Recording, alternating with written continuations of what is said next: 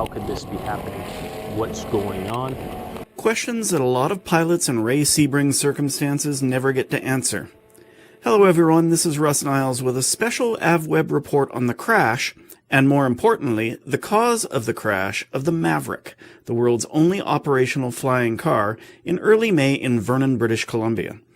Thanks to onboard cameras and footage shot from the ground, Siebring, who along with a passenger suffered relatively minor injuries, now has those answers. Canada's Transportation Safety Board was so unfamiliar with the Maverick, it asked Siebring and Troy Townsend, the COO and chief test pilot for iTech, the aircraft's manufacturer, to conduct the accident investigation. They invited AvWeb along. We have come to the point in this investigation process where thankfully we've learned some good lessons. We've thoroughly reviewed frame by frame the GoPro videos as well as looking our flight data that was recorded. We're fortunate to have that capability because each of our flights are significant. It's not that often that there's a flying car out. And this flight test did not go as planned.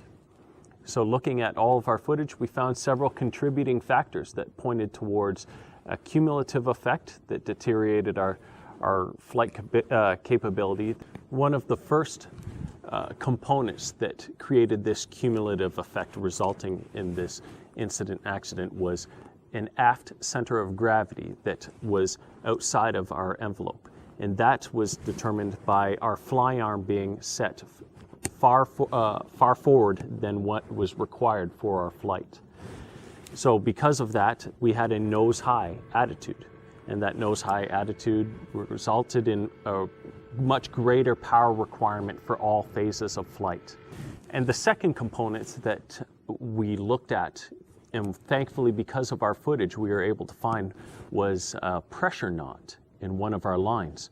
And pressure knot would be a snag or where one of our lines has gotten entangled amongst itself through a loop or some component that causes a dissymmetry in the wing. So there's a portion of the wing that is pulled down greater relative to another. So to compensate for that dissymmetry that's in our wing, trim was used on the right-hand side. So trim on the right, dissymmetry on the left. Now all of a sudden we have a wing that's in a very dirty configuration and not as efficient in flying. So we had two components fighting against us. The effect of the distorted wing was apparent on takeoff as the Maverick heeled to the left and Siebring struggled to bring it back to runway heading. Still not sure what was wrong, he entered the pattern, but soon decided to head for the runway.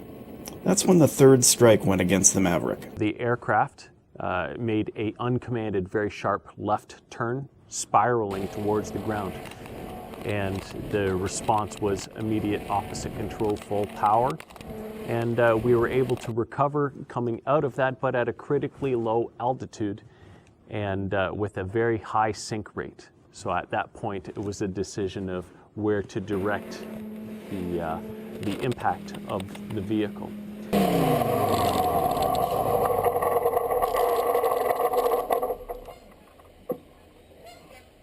Now, it's not often the onboard cameras survive the crash to record the rescue, but the GoPros kept going as Siebring's passenger, his uncle Ed Hasdick, pulled himself free.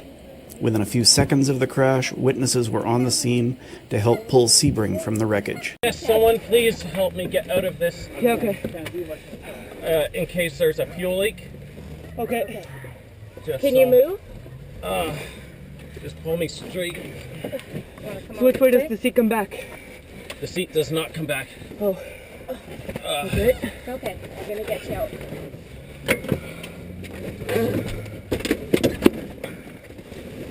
Okay. Oh, thank you. Oh.